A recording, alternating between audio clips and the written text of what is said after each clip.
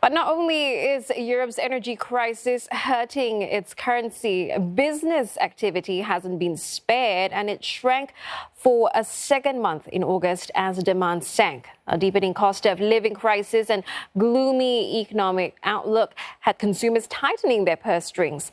While the composite purchasing managers index for August slid to an 18-month low.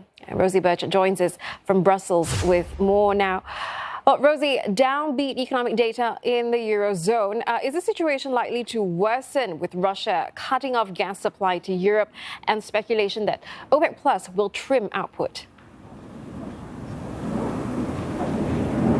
Well, as you can see, it's a beautiful sunny day here in Brussels. People around me are sipping cold drinks and enjoying the last of the summer sunshine here in Europe. But that really is totally out of touch with, as you mentioned, quite a gloomy economic outlook here. Inflation is running red hot across the Eurozone, those 19 countries which use the euro currency, more than quadruple the European Central Bank's target of 2%. And people and businesses are very much feeling this in their pocket. Now, a couple of other things in play today. As we speak, ministers, as you mentioned, from the OPEC Plus group of oil-producing countries, which include Kuwait, Saudi Arabia, the United Arab Emirates, but also Russia, are meeting to discuss their oil output quotas for the upcoming months. Now, there are expectations that that could include, for example, a small increase, but it could also mean just keeping output at the exact same levels or even a decrease. Now, those are things that keeping it at the same level or decreasing oil input, which certainly could see energy prices increase further, and those soaring energy prices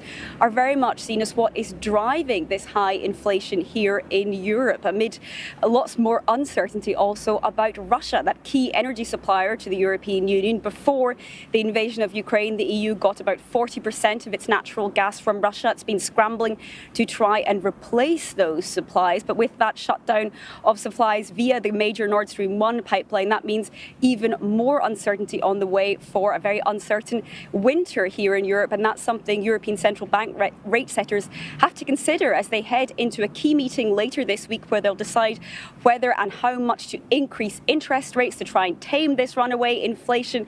Some analysts expecting a major interest rate hike of up to 75 basis points. That would be the largest interest rate hike in more than a decade here in the Eurozone. And those high energy prices are hitting households. Germany now agreeing to a 65 billion euro relief package to help households cope. Do you think this is going to be enough for Europe's biggest economy?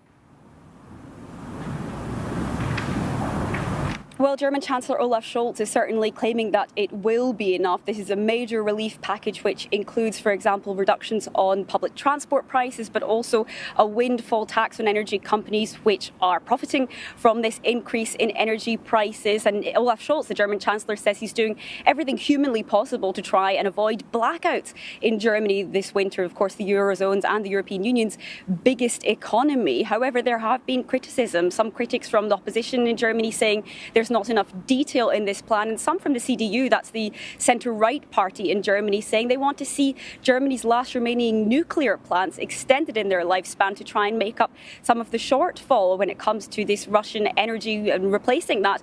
Now, that's a political hot potato in Germany because it's very unpopular among some parts of the population, particularly the Green Party. But there's certainly also a sense here that this is just too much of a challenge for national governments to try and tackle on their own. And that's why, as we speak, officials in the building behind me, which is the European Commission, are drawing up some EU-level, European Union-level interventions, which are likely to be announced later this week, perhaps on Friday when EU energy ministers meet for emergency talks.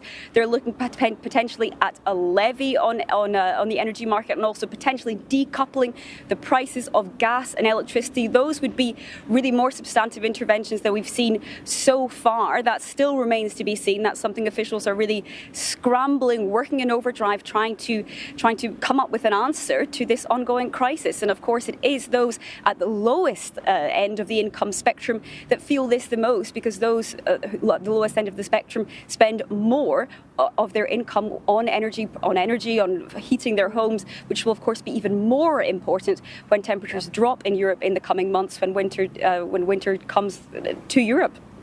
All right, Rosie, thank you so much. Rosie Birch there live in Brussels.